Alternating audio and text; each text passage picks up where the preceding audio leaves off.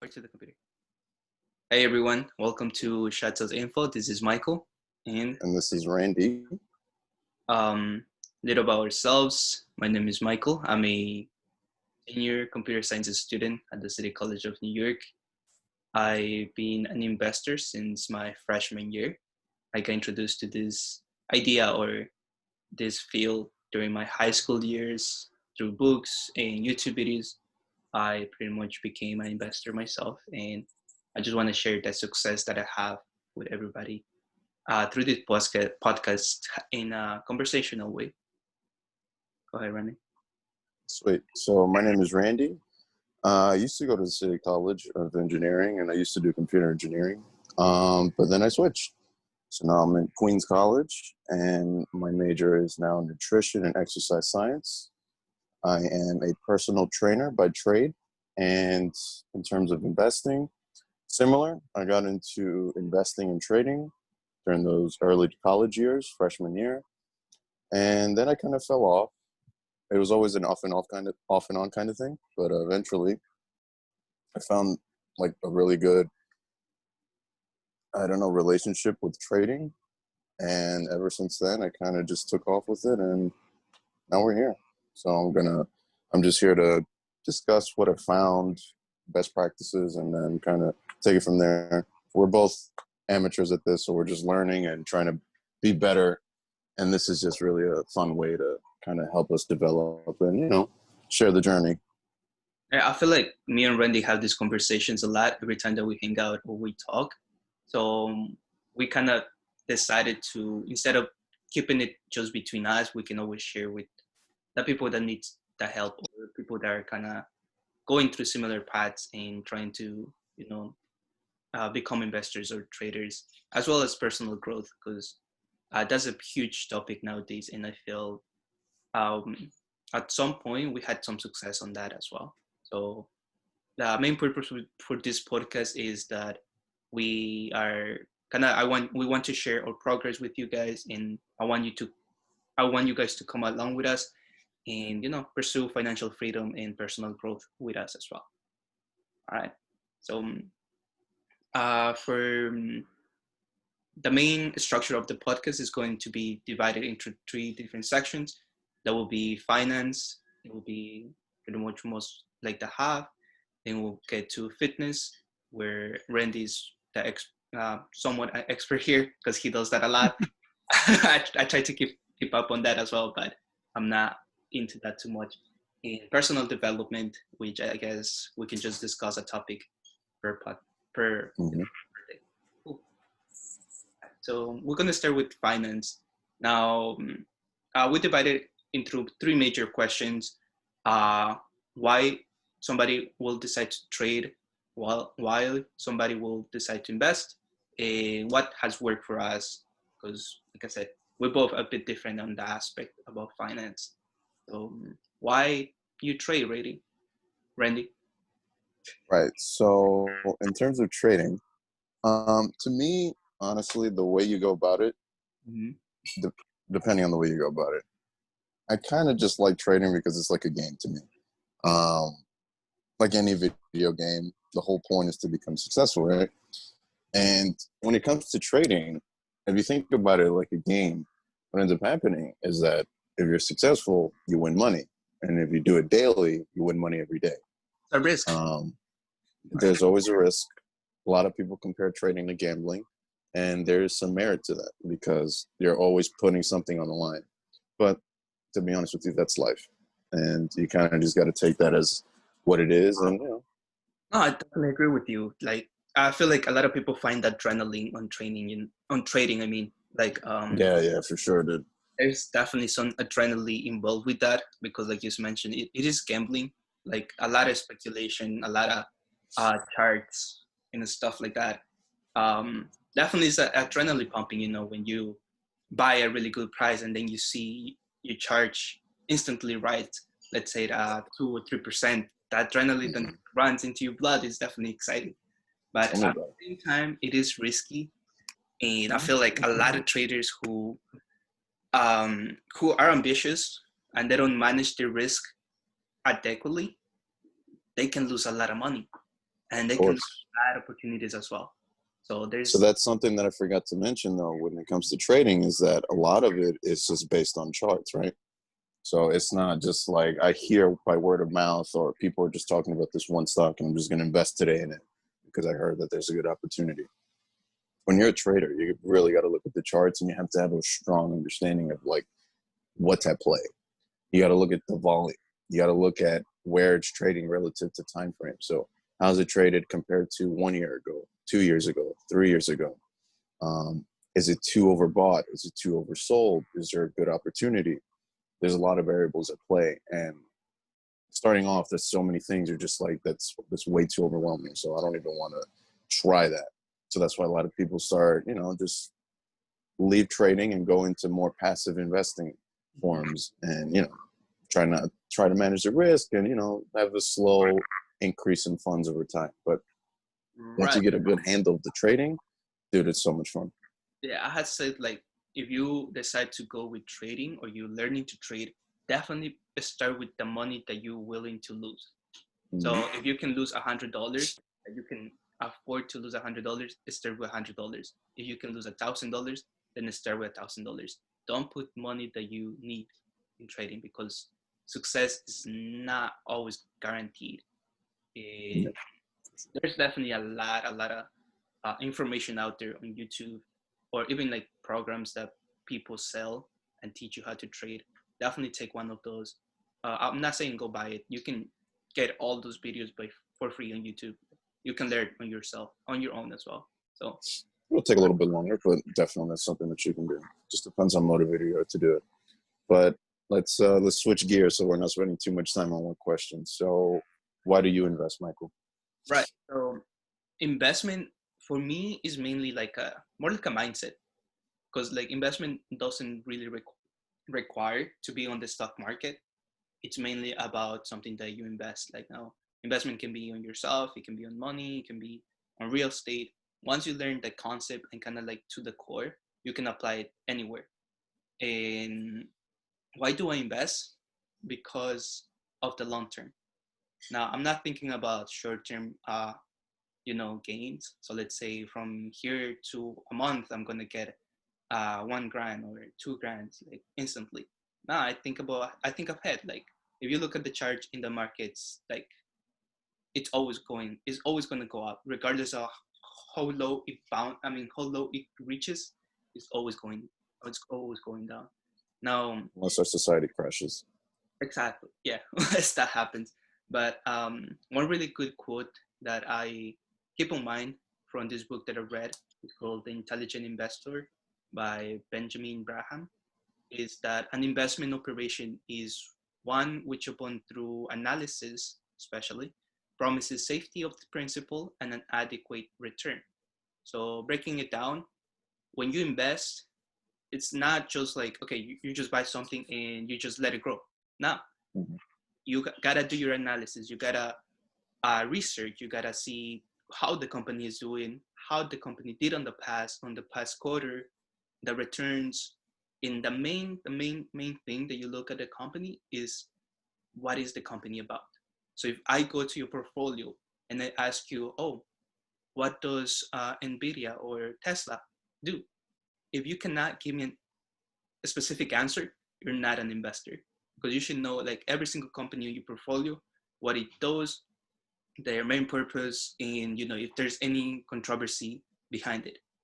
And also another really good kind of thing about I learned through these years about investment is that you learn to be very very patient, like super Yeah, like you like have to be, otherwise you're fucked. invest in a company that, for example, like you can go a year without seeing a chart, but you're confident that you're gonna get like a 1% or 2% return. I know it's low, and it can be like it can be a little bit discouraging to invest in a long term for some people, but there's some advantages as well. For example, when it comes to taxes here on New York City, or well, I guess it's on the United States, you pay less taxes for a stock that you buy uh, and you don't sell within a year, because Yeah. if you buy a stock and you sell within a year, it's considered a short-term investment, or AKA trade. So they charge you a little bit more on the taxes. So always keep on Capital gains. in, you saving money in that aspect as well. So you always got to analyze these little things because they accumulate at the end of the day. But yeah, so what has worked for us so far? Personally, I have a portfolio, like I've been holding it for almost 5 years now, since I turned 18. I remember that's the first time I invested on a stock. I started with 1 grand, 1K, and I saw the growth through these years, especially because the market had a really good run. But even on, I think it was on December 18, or when the market crashed really fast, or in March, or even recent downfall, I didn't sell. I cut the shares, maybe half for the usually tech companies. I cut them to half because I was losing way too much money on that. But I never sold like all my investments.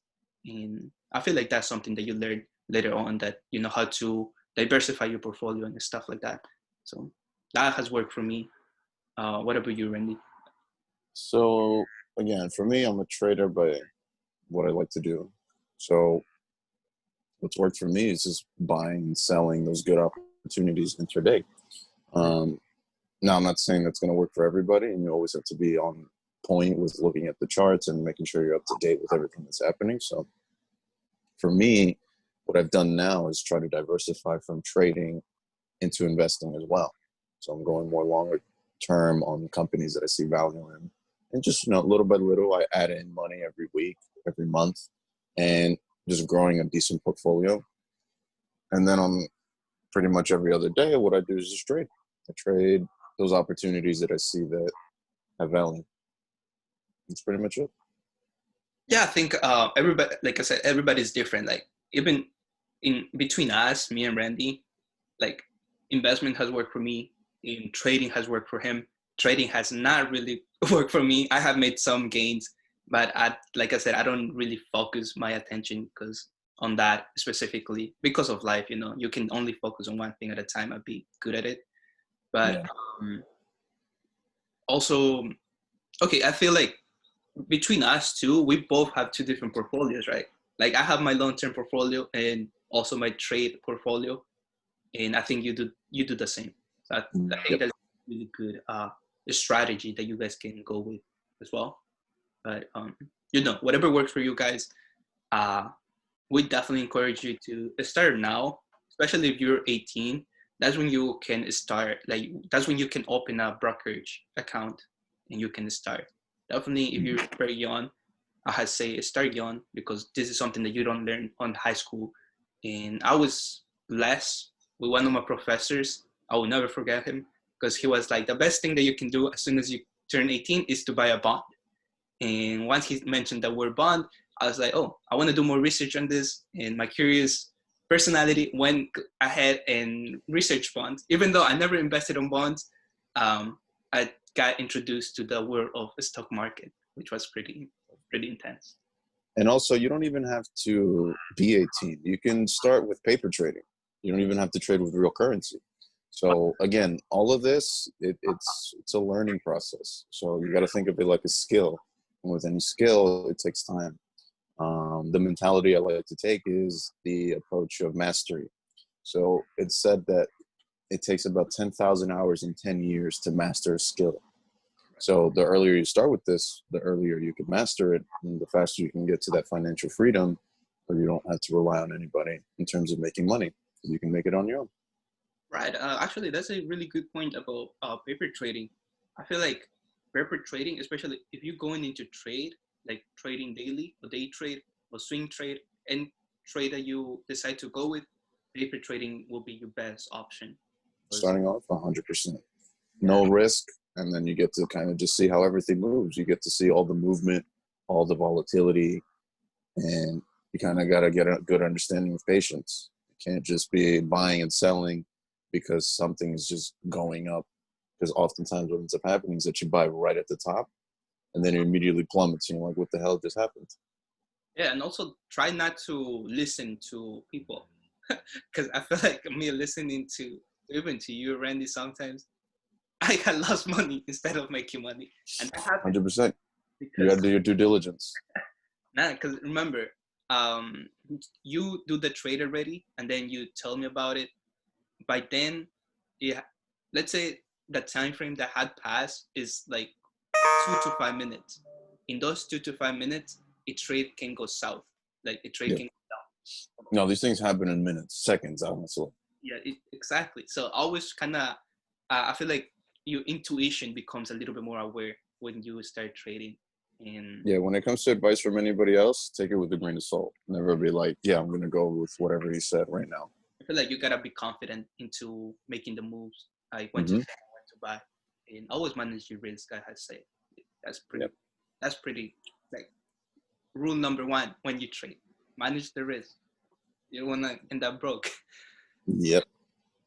Okay, so let's move on to the next topic, guys. Mm-hmm. Let's go with fitness. So, what is fitness? We need to clarify that because I feel like there's a lot of misconceptions about what fitness is. What do you think? 100%. So, right off the start, people have really grandiose ideas of what fitness is, right? Like, it's all relative to the person starting off. What are your goals? If your goal is to be looking good, feeling good, that's a good goal to have. But the problem is it's not specific. Right. So, what is looking good and what does feeling good feel like? Because you don't really know. So, you have to really start off with a very easy, maintainable schedule when it comes to your fitness routines and your diets and anything like that. Start off with what you can manage and build from there. Your goal isn't to become an athlete. Your goal isn't to look like an athlete. Your goal is just to get to a point where you're better today than you were the previous month. Mm-hmm. And time after time, all you'll do is just do that progression. And eventually you'll get to whatever the goal is. Yeah, and like for me, fitness is more a lifestyle rather than something that you do for 2 months or 3 months. Or let's say you reach your goal that to look good, to have a six pack, you reach there, and that's it. No, I feel like fitness is a lifestyle because it's a combination of everything: workout, I mean, exercises, food, what are you taking in your body, pretty much, and Sleep. Don't forget sleep. oh yeah, sleep. The sleep is right. Critical. 7 to 8 hours of sleep. Don't forget that, regardless of whether you are a college student. We understand you. Like sometimes you do need to pull up all nighters. We have done it, but it's not healthy. And Not at all. I feel like as a freshman, you're excited to do that. Like you see everybody do, like staying super late, especially if you dorm. I have some experience on that. If you dorm, you're more willing to stay up late, like crazy, sleep, get only like 3 4 hours of sleep a day, and you feel good because you keep in mind you guys are like at that time you guys are 18 19, but as you grow old you realize sleep is priority. Like if you don't sleep well, chances are that the exam that you're gonna take the next day you're gonna do bad. Like Very badly. very bad. So sleep is really good, really incorporates some fitness really well. But yeah. Dude, I And remember pulling out that 2 days in a row of no sleep, basically. that was the first year me and Randy met. To the I college. mean, that was later in the year because we met like in April, but that was in like what, December, November? Holy moly! So I literally spent 2 days in the library. Didn't go home. I tried to take some power naps, but the lights were on in the library. We were just in the back with everybody. I No, remember this one guy brought that what was it? was He it like hung it from the pillars so he could sleep. Sleeping is like a sleeping bag. that's the hammock? The hammock, yeah. This dude brought in a hammock and he was just laying right in the center of the back of the library, So just chilling. He had a face mask on and everything. do you remember the little mice that was just chilling? There was a little mouse that was just running around. Oh my god. Dude, I Nah, mean, don't get me wrong; those are good memories to have. But like when you're in the middle of it, like everybody, no energy. I feel like pull up an all nighter before, like a night before, no, 2 nights before this exam. Because I remember I did poorly on the exam. I don't remember what exam I had because I had two exams, and for me to come home, it's like a almost an hour and a half commute back and forth. It was really bad. So I was already over there, and Randy was like, "Oh yeah, I've been here for the 24 hours already. hours already." I was like, "Hey, fuck it, let me do it." So I went into there, and I didn't know. Uh, And yeah, I mean, we're here. I'm about to graduate, hopefully. So things go how it yeah. goes. But Sometimes you got to do what you got to do, but yeah, it's try not to do it if you don't have to. and the risk is on you. Remember? Mm-hmm. Okay. So now that we kind of clarify fitness, we're gonna talk more about fitness, um, to like more specific points and stuff like that. Today was like a little more broad to introduce you guys that lifestyle. Personal development. I feel like every man, or if you're a woman as well, every woman should definitely take this kind of like a priority, I guess, like a personal development, because at the end of the day is your life and you choose the lifestyle that you want to live. And why is this important? For me, personal development is important because it really kind of shows me, or it's kind of like a how you that like a journey to learning about myself and bettering myself every day. So there's I feel like this is a little bit cliche to say it, but I feel like it's very very clear and straight to the point. Is that the only competition that you need in life is the person that you were yesterday? And I feel like a lot of entrepreneurs, a lot of life coaches say that because it's true. Like I see myself what I was doing yesterday, and I see what I'm doing today. If I'm, you know, doing better than what I did yesterday, then I'm winning. And it's just a really great feeling to, you know, be on that mindset. But yeah, personal development is huge. What do you think? Yeah, like exactly like you said. Listen, the competition, I get it. Every time you look across the aisle, you're like you're seems like you're trying to compete with somebody else. You're trying to see what other people are doing, see if you're doing better or worse than them. But at the end of the day, it's about you. Yeah. And if you can get yourself to that point, that mindset of like, my competition is myself, and really what I have to do is just outperform myself the previous day, the previous week, the previous month. Little by little, you start making that progress. You build on that momentum, Mm-hmm. and you won't even recognize yourself, say a year, 2 years later, because you're so much better than where you were before. Mm-hmm.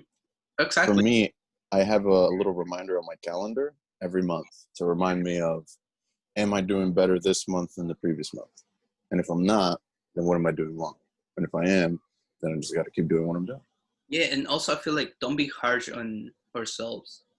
Like we're humans, we are going to fail at many points in our life, and don't be harsh on yourself. So let's, for example, for me, usually Saturdays are my free days, like to go out there to explore.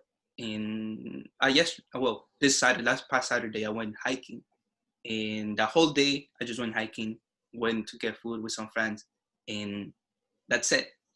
Mind you, I have an exam on Tuesday. I just, like after the hike, I was so tired. I just chilled down, like watch a Netflix show, and I didn't feel bad. Like I didn't feel bad that I have an exam on Tuesday, and because I was like, okay, tomorrow I'm going to spend the whole day studying. That's what I did. So Sunday, it came. Yes, it came to Sunday. Pretty much organize my calendar.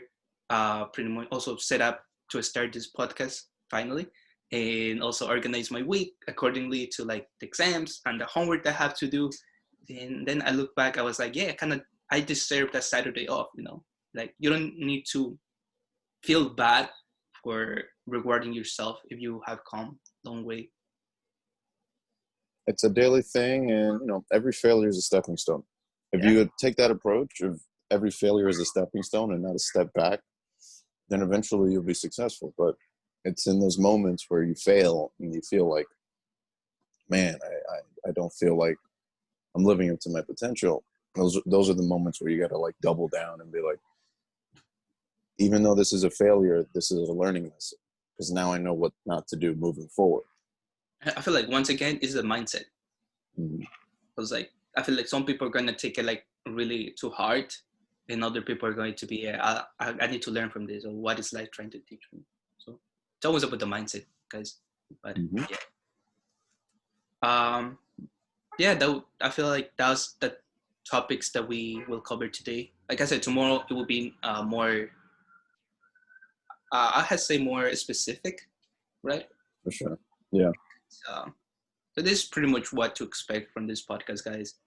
It's mainly like a conversation between me and Randy for you guys to listen. But yeah, feel free to. I don't think you can. I mean, if you know us, just DM us and recommendations, how we're doing. Some feedback will be really appreciated. I think that is also this is our first podcast for both of us. So you know, Yeah. So don't be too harsh. You know, we'll develop over time. This is again primarily this is for fun, and this is something we would normally do regardless. It's just now it's being recorded, so can't be doing the crazy shit we normally would be doing. But all right, we'll take it easy. take it easy. All right, guys, it was really great talking to ya and to you, Randy. I'll see you tomorrow. Peace.